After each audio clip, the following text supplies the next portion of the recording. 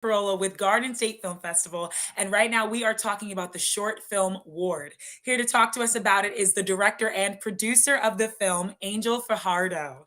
Angel, thank you so much for joining us and congratulations. Sophia, thank you for having me.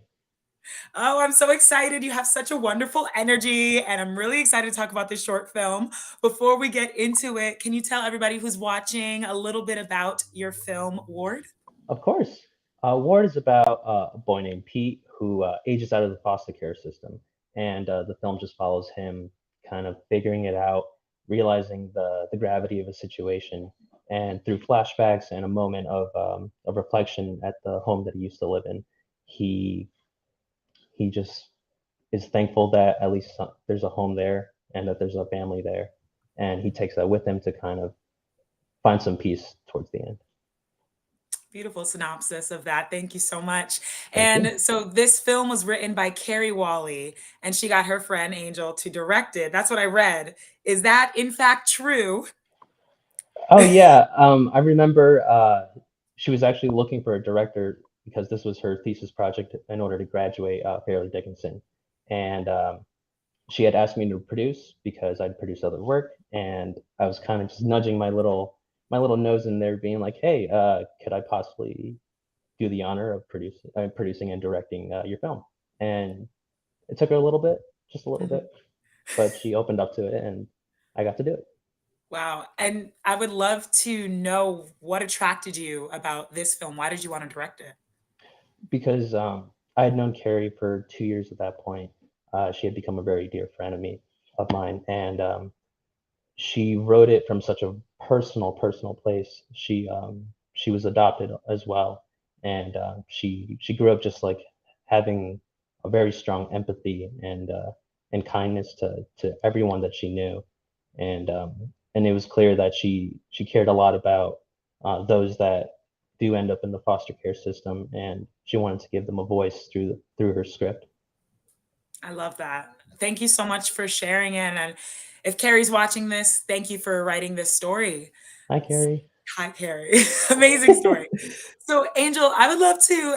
This question always stumps me. People say, "Tell me a little bit about yourself," but I really would love to hear a little bit about you and, why you love filmmaking and why you wanted to be a director. I Yeah, that is so much to have to dig out of my brain.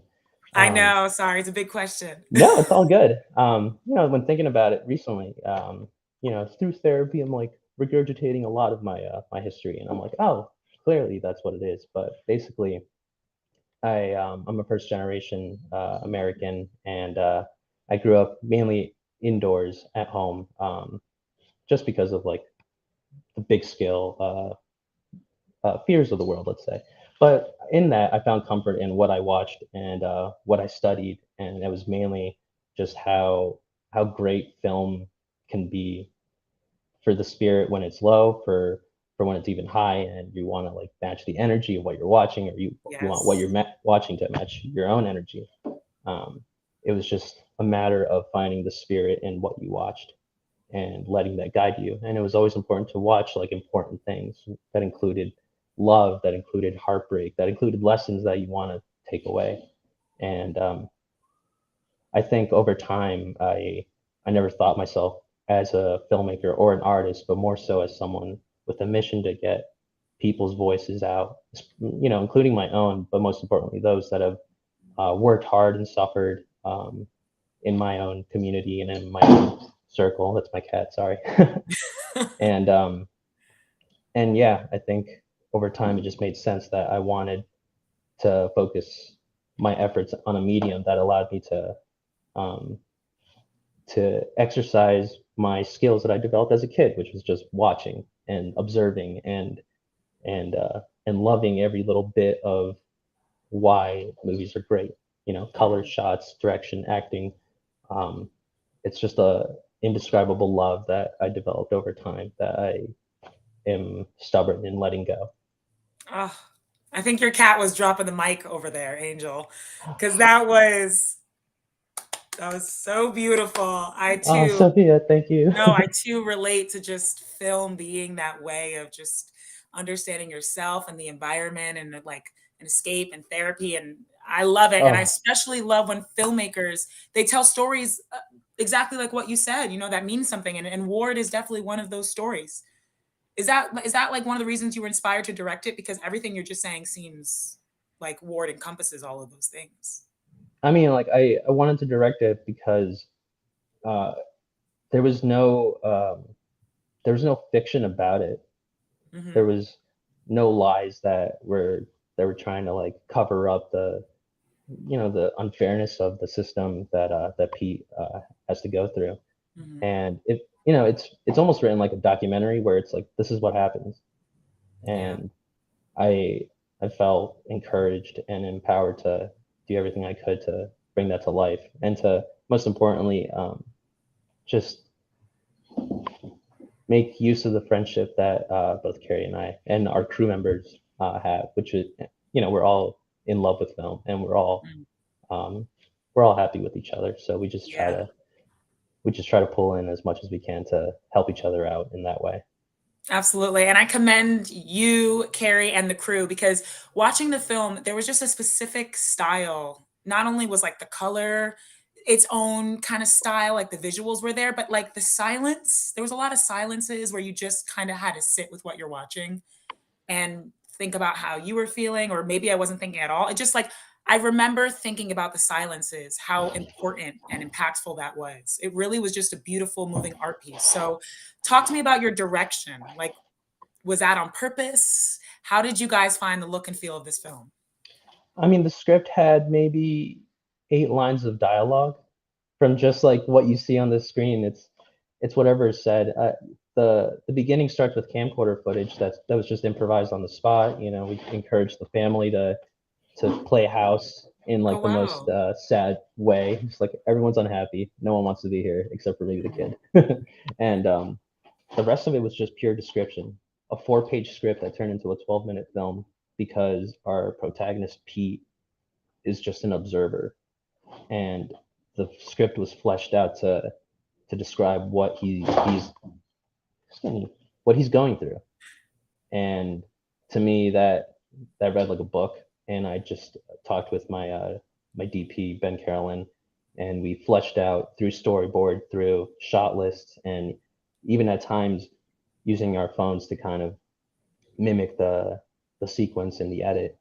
Um, we just figured that we would show what Pete was feeling, what he was seeing, and just how the world around him just keeps moving while he's standing still. Mm. Well done. I love that Pete was an observer and that you could really see that through the film. Amazing. So I love that you said you got that camcorder footage kind of like on the spot. Was there any other parts of this film when you were filming that you kind of were like, Let's try this out," or was most of it planned? We're indie filmmakers. We have no time. We have no money to plan. The budget was so small. The time was just so spare, and we shot listed everything to a T. The intro was probably the only thing improvised, Mm, only because we couldn't afford to try something out. Like, mm, sure, we had some shots cut out, and um, we had some moments that were crafted in a different way in the edit versus in the script. But I think it was a story that needed to be told in the way that it was written. Carrie really didn't add much over time, other than maybe some minor change in perspective of either the characters or in the description of the mm, event itself. Um, yeah, it was definitely more important to stick to the script for this story versus any other kind. mm. And do you have any snippets of wisdom or advice for other filmmakers who might be watching this? What did you learn from this process that you're going to take to your next project? Um, it can be a risk, but I think it's really important to work with those that you have a constant flow with, and they could be your friends, they could be your family, they can be just collaborators that you just find over time. But what's really important is that you find a vibe and a connection with everyone, mostly everyone, but with everyone that you work with, because then it's guaranteed that you feel safe, you feel trusting with who you're being vulnerable with at all times, because it's an art medium, and you can't help but put yourself into it. I most definitely put myself into this film by including my friends, my family, my little brothers and cousins are in a scene where they're having a birthday cake. My mom's Oh, holding the cake. It's a very personal film for me and for everyone involved because we all deeply do care for each other and we all still keep in contact because that's we made this out of love. I love that. And are all of you from New Jersey? This is a New Jersey homegrown short. Yeah, we're maybe we had a few crew members from Maryland, this and that, but everyone's from Jersey. Amazing. So tell me about the Jersey film community. I mean, I think New Jersey gets, excuse my French, like crapped on in a lot of films, but it is it's such a great filmmaking community. Garden State Film Festival was obviously born in Jersey. What can you tell me about the New Jersey film community? It's expanding so Mm, rapidly right now. I mean, you have like the big dogs coming in, the yeah. studios like putting their foot down and being like, "This is our home now," and that's going to bring in even like a lot more work. But in the indie scene, as far as I know, they're they're littered everywhere.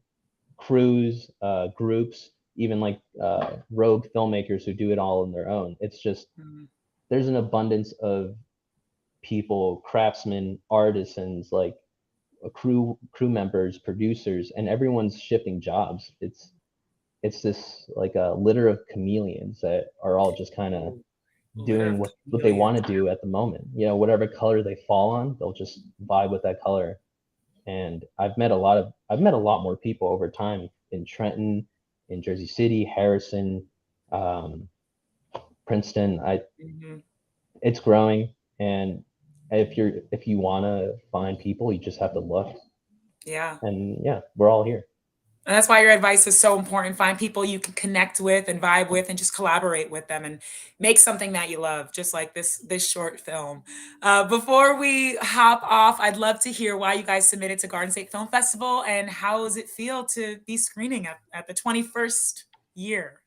Uh, I had to like pick my heart up from the floor as soon as I saw that we were accepted because it had jumped out of my body from like the shock, maybe even the fear of it. Like we're gonna be shown up there. Mhm.